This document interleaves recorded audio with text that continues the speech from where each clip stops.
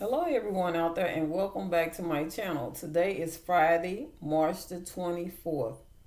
And so the title of my message today is the God of Unlimited Supply.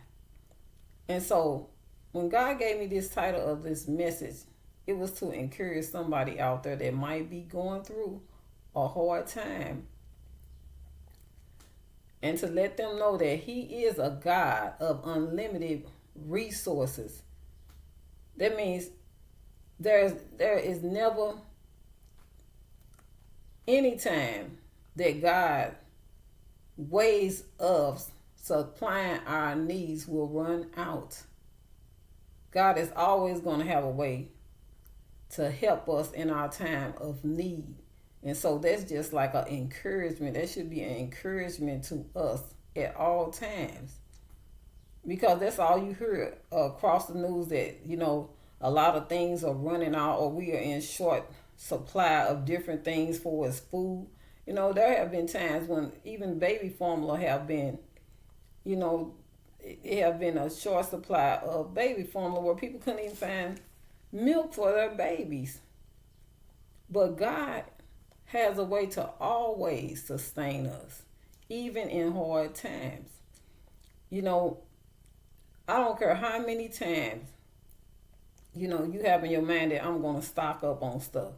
I'm going to stock on, like a lot of us, we go to the store and we try to stock up on certain things so we don't have to keep going to the store over and over again. But eventually, as you use those things, you're going to have to restore your supply. You're going to have to restock what has been used. But God's resources will never run out. Our resources are going to run out. I don't care how you stockpile those resources, and anything can happen. Even when you stock up on a lot of things, you might say I'm stocking up for 2 or 3 years on stuff. Anything can happen. A fire can come through the house, a tornado, a flood, anything. And all those things you stocked up on can be gone. And so we can't rely on that at all times. Then you have people that are hoarders. They like to hoard things. That means they have a surplus of things which get to be too much to the point where you have all this stuff stacked up to where your house becomes cluttered. And now you can't even function in your house. It's not functional because it's full of stuff. And when I was writing out this message, it just made me think of the rich man that hoarded his riches, and how it was not a wise thing to do, because in the end he ended up losing them because his trust was in himself and it was not in God. And so I want to go to Luke, the 12th chapter. I want to read that 16 through that 21st verse. And it says, "And he spake a parable unto them, saying, the ground," I want to read that 15th verse first. And it says, "He said unto them, take heed." This is Jesus talking. He said, "Take heed and beware of covetousness. For a man's life consisted not in the abundance of the things which he possesseth." And that word covetous just means, people have a overly, deeply desire to be rich. And, for things, they want to covet things, and sometimes it's things for themselves and others people's things as well. And it says, "And he spake a parable unto them, saying, the ground of a certain rich man brought forth plentifully," meaning he had much. "And he thought within himself, saying, what should I do? Because I have no room where to bestow my goods. And he said, this will I do. I will pull down my barns and build greater, and there will I bestow all my fruits and my goods. And I will say to my soul, soul, thou hast much goods laid up for many years. Take thine ease, eat, drink, and be merry." So he thought he was going to be set when he stored up all this stuff. But this is not what God wanted him to do. God wants us to give out. And as we give out, God will continually give back to us. But this man, in a way, this man was selfish. And it says, in the 19th verse, it says, I will say to my soul, soul, thou hast much goods laid up for many years. Take thine ease, eat, drink, and be merry. But God said unto him, thou fool, this night thy soul shall be required of thee. Then whose shall those things be which thou hast provided? So is he that layeth up treasure for himself and is not rich toward God. And so God, he always wants us to have, that dependent spirit on him. No matter if God bless us with riches. God don't want us to get caught up in that, storing up a bunch of stuff. He wants us to give out. Because, eventually, once you leave here, you can't take none of that stuff with you anyway. And so he wants us to have a giving heart. Always willing to bless other people. But as I was saying, a lot of people are going through hard times right now because a lot of the resources, the government gave out money, they gave us money, and then, they had a lot of money that was set aside to help people financially during this time, for us with their rent, with mortgages, with their businesses, all of that. But a lot of those things are beginning to dry up because they feel like the economy has bounced back to normal, which most people know that is not normal, that a lot of people are still going through, but they want it to be normal, so they portray this picture through the news, the media, that everything is normal, but that is not so. A lot of people are really getting to the point where they are at the end of their rope. They have run out of resources. They really don't know what the next step is. And then, sometimes we be feeling like when our resources run out, we feel like, especially if you had people that you thought you can rely on.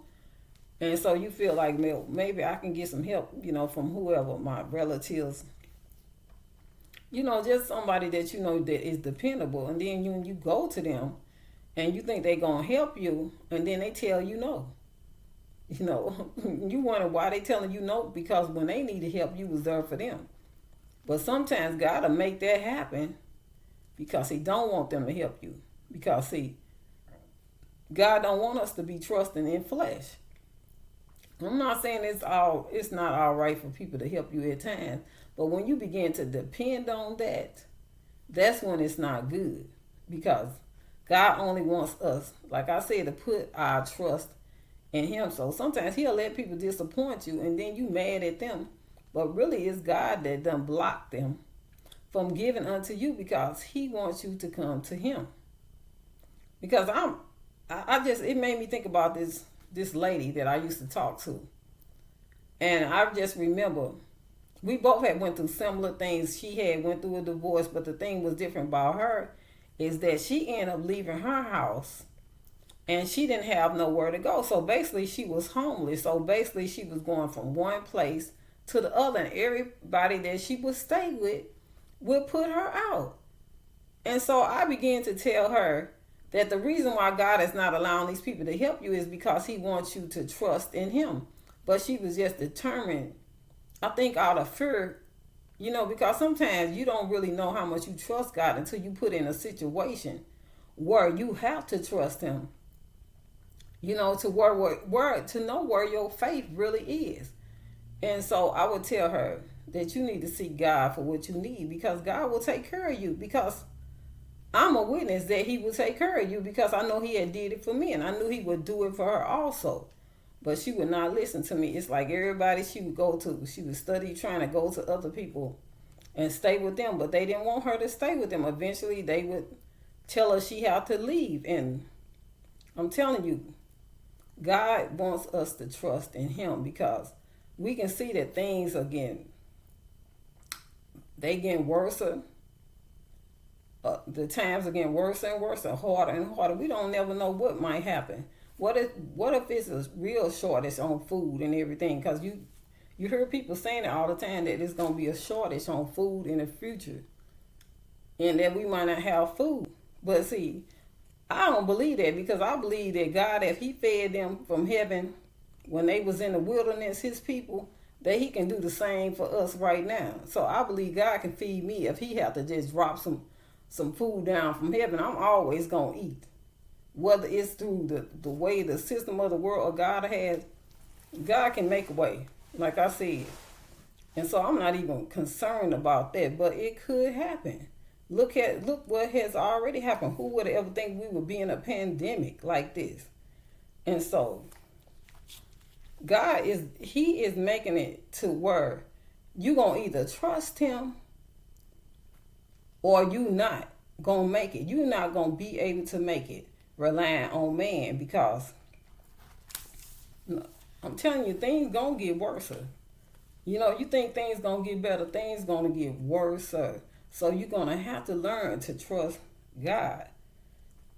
And so I want to go to Jeremiah, the 17th chapter.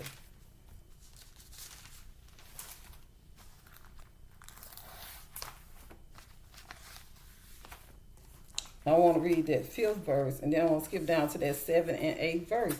And this is what the word says. It says, "Thus said the Lord, cursed be the man that trust in man and make flesh his arm, and whose heart departed from the Lord." He said you are cursed when you trust in the arm of flesh. And then that 7th verse says, "Blessed is the man that trusts in the Lord, and whose hope the Lord is. For he shall be as a tree planted by the waters, that spreadeth out her roots by the river, and shall not see when heat cometh, but her leaf shall be green, and shall not be careful in the year of drought, neither shall cease from yielding fruit." So even in a dry place, he said that you still gonna be able to flourish. And so we have to trust God. We have to learn to trust God. And like I said, a lot of people,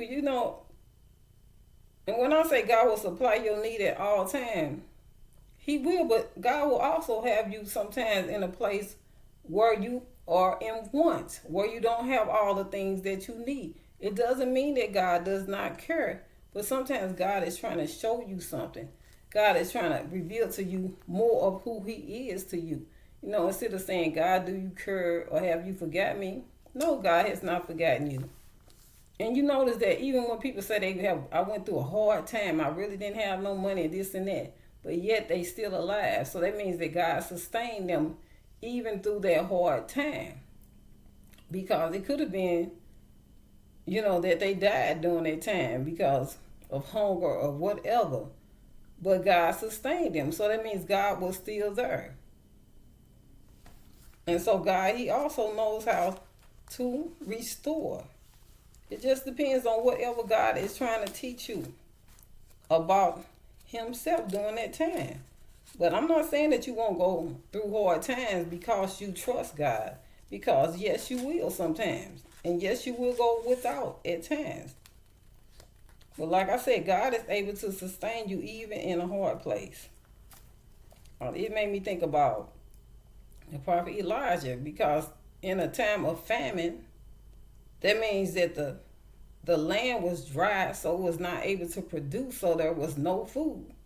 That God had some ravens to sustain Elijah. They brought him bread and meat to eat during that time. So God can do anything. And then I thought about the widow woman, because that's another thing. That's a big thing now, that people don't want to tithe. Tithe is of the Old Testament, as people say, but you have to realize that people were tithing even before the law was in place, even before Moses had brought the law. It says Abraham tithed through the high priest Melchizedek. But even if, I don't understand how tithing is of the Old Testament, but in that case, you should just wipe off the whole Old Testament for what it says, period, though. So do that mean that anything is pertaining to the New Testament now? The whole Bible is one continuous word. So it's just up to you if you want to tithe or not. But I know that this is the way for God to continue, he produce resources to flow through your life is when you give. When you give, God say he will give unto you. And see, I just say when people don't want to tithe, that's a hard thing.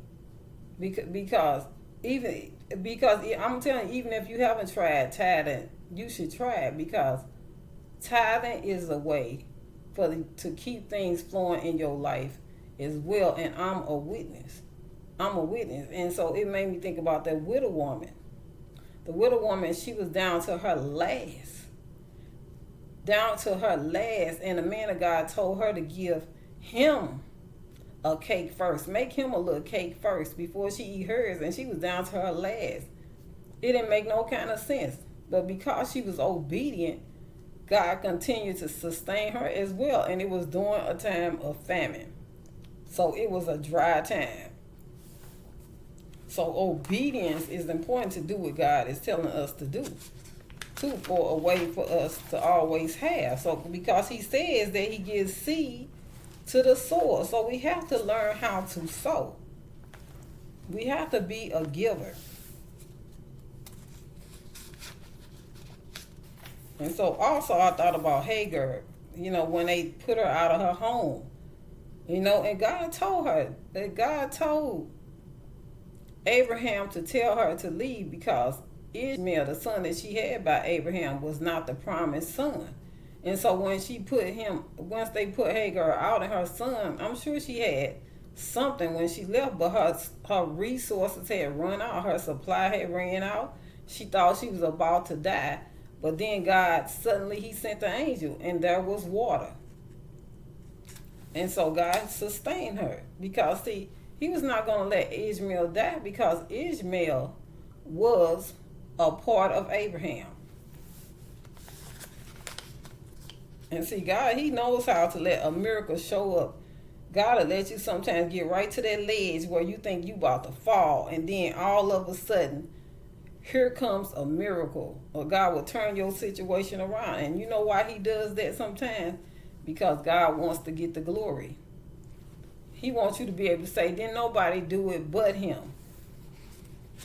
Because, man always wants to take, they want to take the credit for things that only God have done.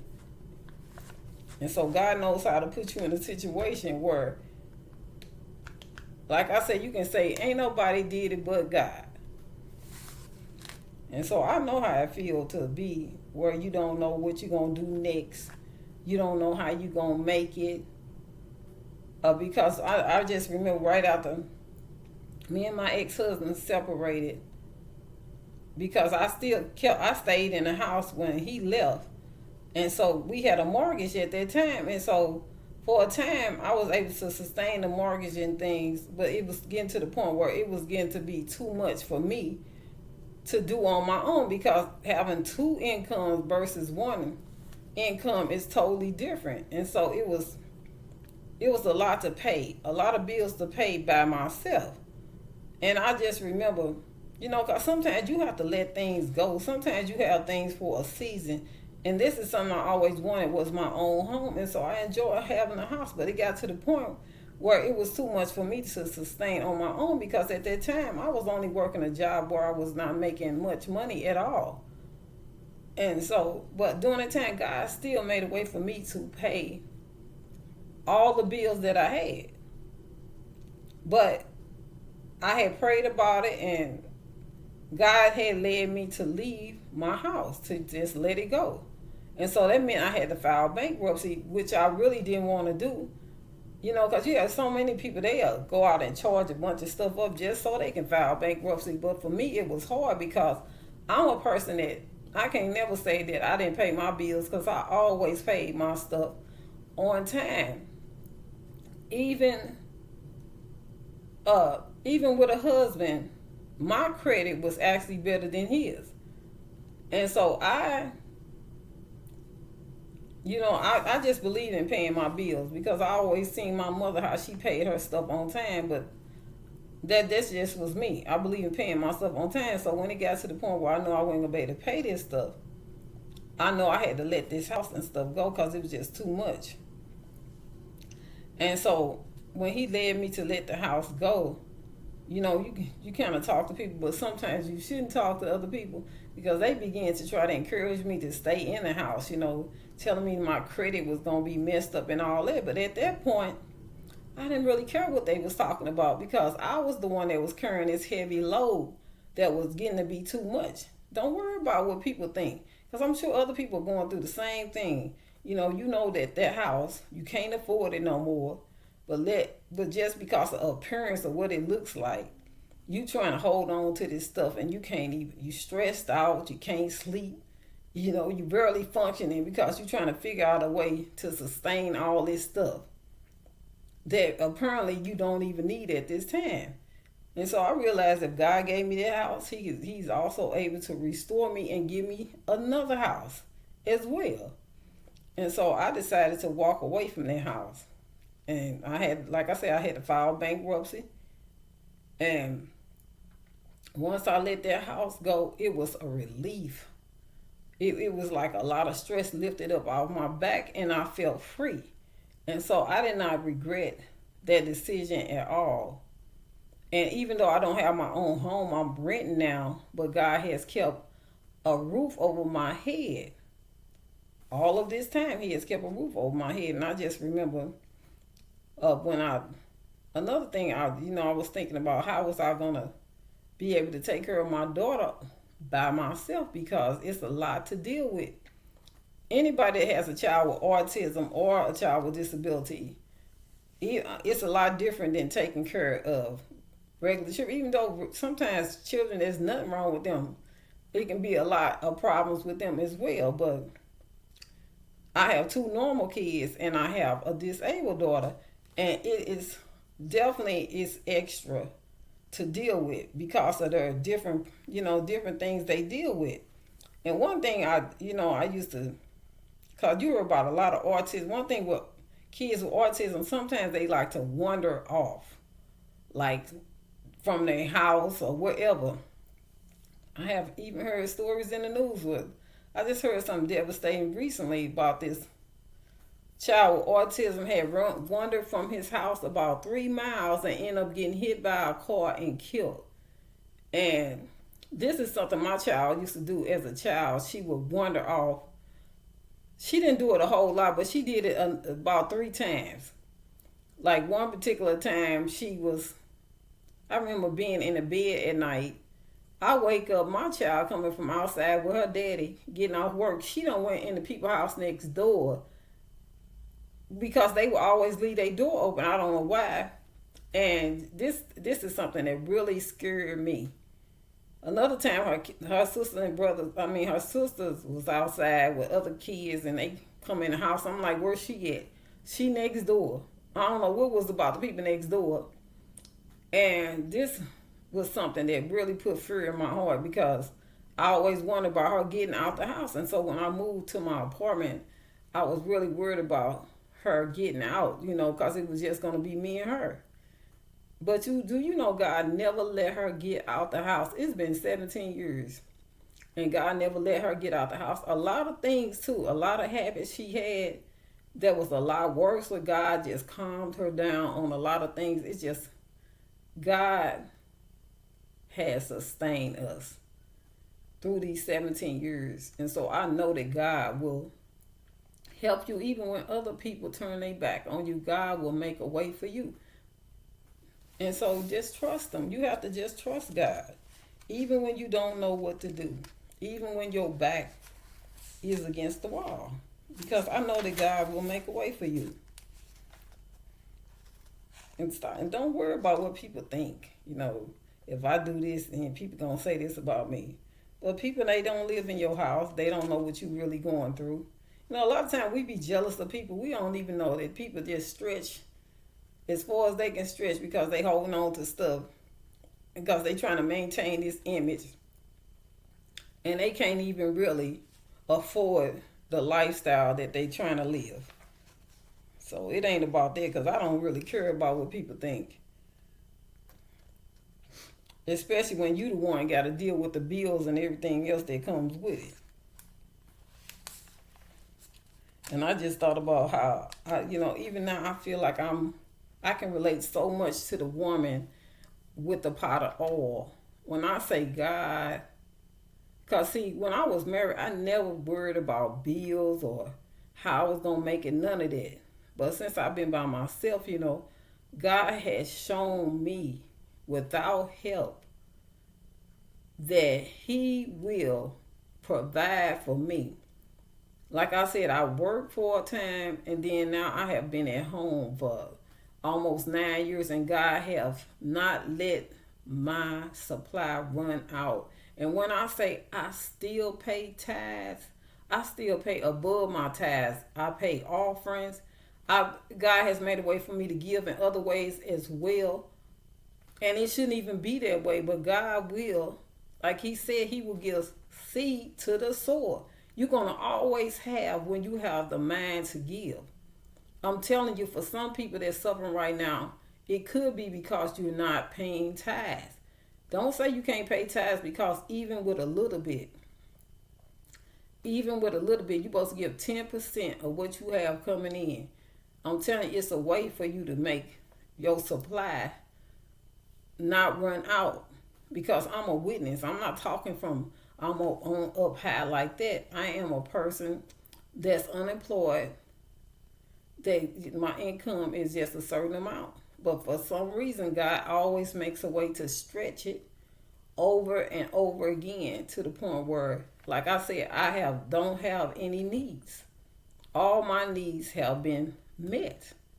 And so I just pray that you be encouraged and continue to trust God, because God is trustworthy.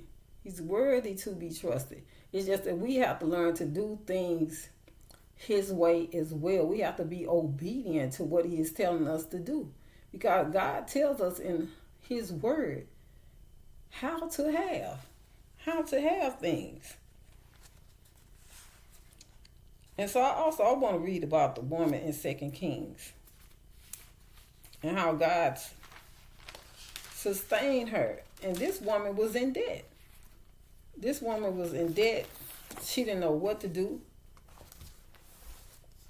But God made a way. For her. And so in the 2 Kings, the 4th chapter,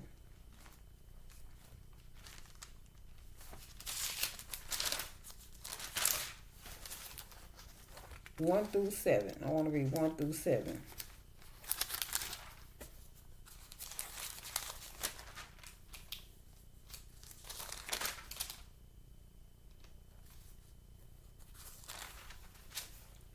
And it says, "Now there cried a certain woman of the wives of the sons of the prophets unto Elijah, saying, Thy servant my husband is dead." And so her husband had died. "And thou knowest that thy servant didst fear the Lord, and the creditor is come to take unto him and my sons, and my 2 sons to be bondsmen." And so because of the debt that he left, they were going to take her sons away from her. And so they probably was helping her to be sustained as well. And so she began to cry out to the prophet. And Elijah said unto her, "What shall I do for thee? Tell me, what hast thou in thy house?" And the reason why she was able to speak up for her husband is because he had been faithful. He had been a faithful servant. And it says, let me say that again. It says, "And Elijah said unto her, What shall I do for thee? Tell me, what hast thou in thy house?" In the house. And she said, "Thy handmaid has not anything in the house, except a pot of oil." Then he said, "Go borrow thee vessels abroad of all thy neighbors, even empty vessels, and borrow not a few. And when thou art come in, thou shalt shut the door upon thee and upon thy sons, and shall pour out unto all